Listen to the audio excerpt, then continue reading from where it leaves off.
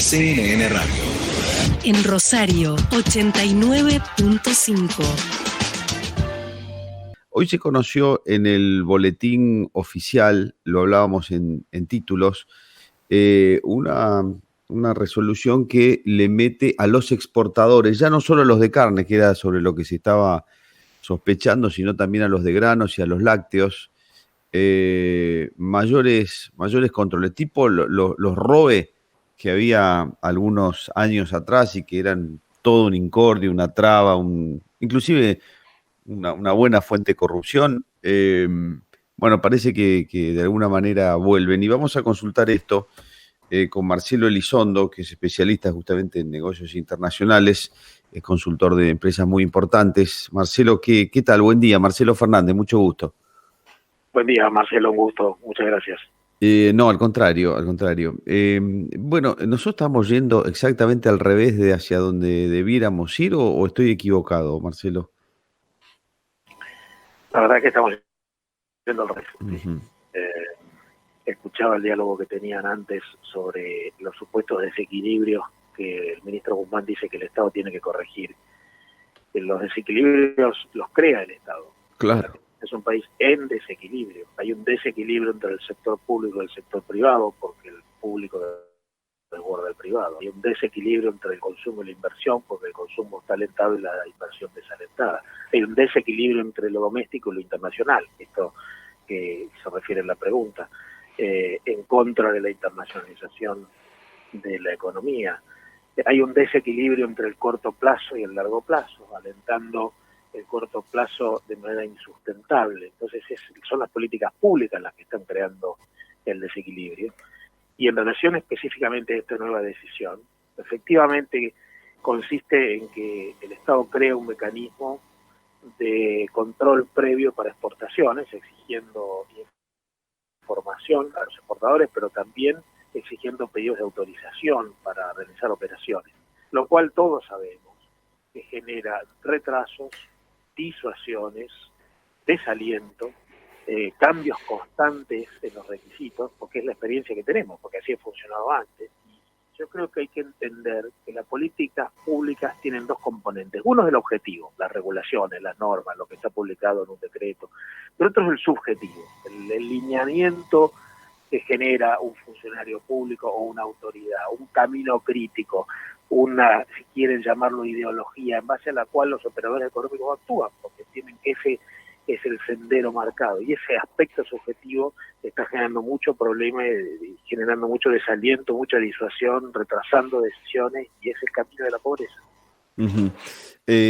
Ahora, yo no logro descubrir, Marcelo, cuál es la ventaja de tomar todo este tipo de medidas, porque estoy tentado a pensar que lo mejor que le podría pasar al gobierno o a la política, al gobierno, es que efectivamente el país vaya mejor, que entre en dólares y la cosa vaya más aliviada. Ellos tendrían su trabajo también menos tenso, más relajado, más aliviado, pero que veo que generalmente lo que pasa es que generan grandes desincentivos en vez de grandes incentivos para que las cosas funcionen. Y entonces digo, me debo estar perdiendo algo, porque no puede ser que no copien, no puede ser que no miren, que no estudien, que la cosa que lo que están instrumentando ahora ya no funcionó antes y que en los lugares donde funciona no es así.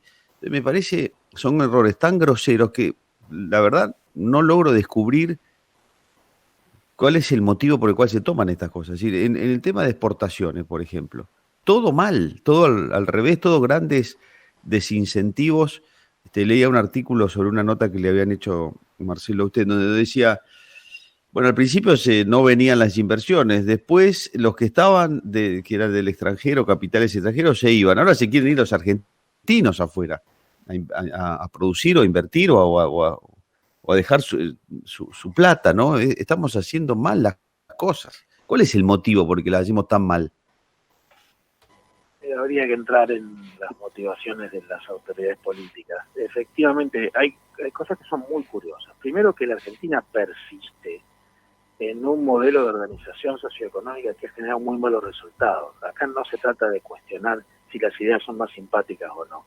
Los resultados desde hace 50, 60, 70 años de sobrecontrol, de estatismo exacerbado, de un regulacionismo que termina siendo un prohibicionismo, de esto de que el Estado es el rector y todos tenemos que someternos a él. Eso ha funcionado mal. Nos guste o no nos guste la idea, después podemos discutir eso. Pero eso ha funcionado mal, eso impide la inversión, hace que las empresas se achiquen, hace que padezcamos lo que hoy padecemos, que es una pérdida de empleo, porque claro, el empleo básicamente, principalmente es creado por las empresas privadas, pero los resultados son malos. Cuando hay un desborde del sector público sobre el sector privado, la economía genera malos resultados. ¿Por qué ocurre esto? Yo no lo sé. Yo sospecho honestamente que el principal problema es que el gobierno y muchos otros gobiernos anteriores en la Argentina desconfían profundamente de la actividad privada, de los agentes privados, de los actores privados. Y entonces creen que es la política pública la que tiene que hacerse cargo de todo. Y todo lo que no se alinea a los intereses políticos termina siendo sometido. Entonces, cuando uno cree que todo motor tiene que ser la política pública, entonces inexorablemente avanza en esa sobredimensión del sector público, que termina aumentando impuestos, generando regulaciones para prohibir todo, exigencias burocráticas que obligan a pedir permiso, prohíbe cosas que en ningún lado están prohibidas, porque tiene una desconfianza desde lo público en relación al sector privado. Ahora resulta que el mundo funciona al revés, el mundo está alentando la generación de empresas eficientes, porque esas terminan creando inversión, innovación tecnológica, evolución en la generación de redes internacionales que son hoy el principal centro de una modernización que el mundo está viendo. Entonces después, lo curioso es que decimos queremos exportar. La Cancillería ha lanzado un plan de promoción de exportaciones y creado un consejo público-privado para alentar las exportaciones en las que participamos un montón de personas que venimos del sector privado. Es como que hay una intención de mejorar la inserción externa, pero después todas las decisiones que se toman van en contra de esa intención. Es una cosa casi esquizofrénica, muy complicada de entender, que creo que tiene que ver con esa creencia de que el sector privado debe ser controlado porque es sospechoso, tiene motivaciones que no son legítimas, entonces el sector público tiene que regir, es el gran rector, y eso termina generando resultados nefastos. Uh-huh. Marcelo, ha surgido una disputa política y conceptual sobre para dónde tiene que ir el Mercosur, que está ahí como medio trabado también. ¿Cuál es su opinión sobre eso? Es parecido. El Mercosur se creó hace 30 años como una alianza entre 4 países para integrarnos entre nosotros. Redujimos aranceles en frontera entre Argentina, Brasil, Paraguay y Uruguay y nos integramos bastante bien. La verdad es que el comercio entre nuestros países creció mucho. Pero el mundo cambió 30 años después, el mundo exige plataformas más grandes. La globalización se consolida y la pandemia, incluso que sospechamos que podía atenuarla, la terminó exacerbando.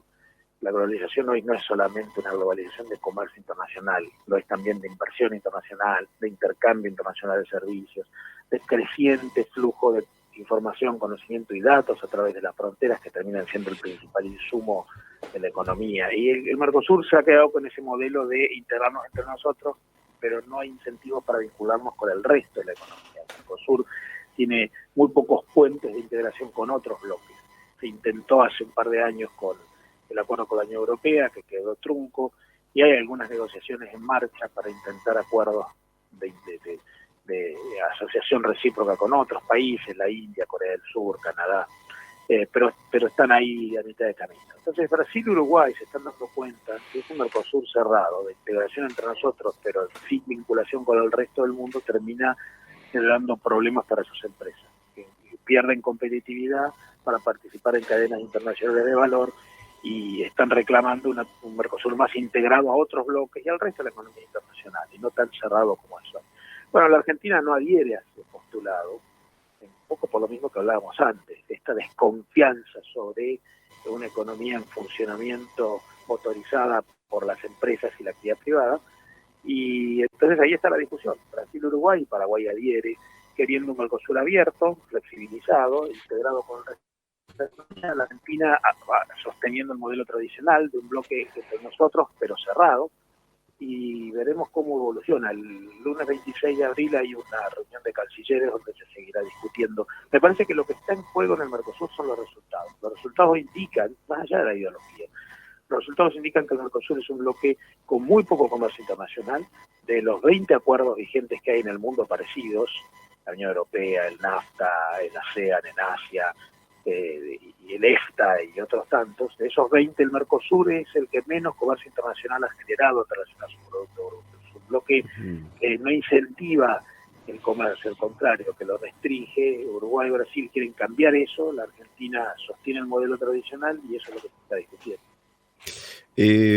Marcelo, por último, para un país como Argentina o incluso para el Mercosur, hoy resulta posible mantener un equilibrio en el comercio internacional entre los tironeos de China y Estados Unidos. ¿Se puede estar bien con los dos? ¿O las cuestiones más políticas implican que haya que tomar alguna posición un poquito más jugada para un lado o para el otro?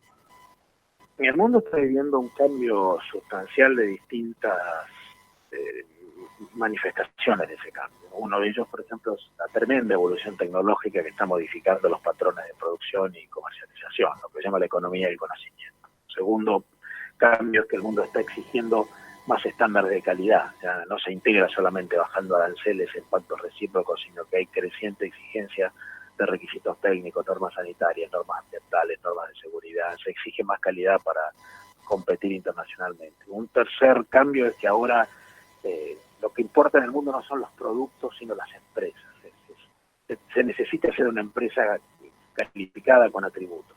Bueno, un cambio precisamente que hay en el mundo acompañando todo esto es la creciente incidencia de la geopolítica. La geopolítica es un factor que hay que considerar para ver dónde juega uno. Hay muchísimos casos que estamos viendo de geopolítica influyendo en las relaciones económicas. Australia está padeciendo sanciones de China, no puede entrar con sus carnes en China porque Australia osó pedir una investigación sobre el origen del COVID en la Organización Mundial de la Salud. Japón ha generado una serie de incentivos para proponer que sus empresas no dependan tanto de proveedores chinos y sí de otros proveedores de otros países asiáticos por miedo a estos ruidos geopolíticos. Bueno, el Brexit tiene que ver con eso, y que probablemente esta discusión del Mercosur de la que hablábamos antes también. Brasil dice, tengo grandes empresas multinacionales que necesitan jugar a escala global, nos queda chico el Mercosur. La geopolítica empieza a influir mucho, hay muchos otros ejemplos de esto. Uno tiene que tratar de comerciar con todos, Argentina no puede darse el lujo de elegir. De hecho, los propios Estados Unidos comercian con China y los chinos con Estados Unidos, y entre ellos son recíprocamente sus mejores clientes. Ahora, hay que tratar de tener en cuenta que para eso uno necesita una capacidad política internacional para proteger lo comercial. Es un mundo raro en el cual hay tensiones geopolíticas que no están impidiendo el comercio internacional, pero lo están condicionando. Esta famosa discusión por la tecnología 5G es un ejemplo. De modo que hay que tratar de comerciar con los dos. Para nosotros China es el segundo principal mercado de exportaciones en el mundo y Estados Unidos es el tercero principal. Hay que jugar en todos lados, tratar de concentrarse en lo comercial y no enroscarse en lo geopolítico porque no tenemos poder para jugar bien, pero hay que entender que lo geopolítico influye y que cualquier decisión que uno tome puede tener efectos. Claro. Bien, entendido. Marcelo, le agradezco el tiempo que nos ha prestado. Muchas gracias. Yo les agradezco el diálogo. Un gusto y que tengan buen día. Gracias. Adiós. Hasta luego. Marcelo Elizondo es especialista en negocios internacionales, es consultor de importantes empresas. Nos dejaba su punto de vista, especialmente en esto de los negocios internacionales y las exportaciones. Y Argentina necesita dólares y en vez de incentivar la exportación, la ataca y la traba, como son las medidas que sacó esta mañana, o por lo menos que publicó esta mañana el boletín oficial. Bueno, son 8:33 de una linda mañana en Rosario con viento. Estoy viendo viento, un poquito fresquita tal vez, pero con sol. El número de teléfono de nuestro WhatsApp, el número de nuestro WhatsApp para mensajes es el 3413-746-895. Presenta Grupo Oroño, prestadores de salud.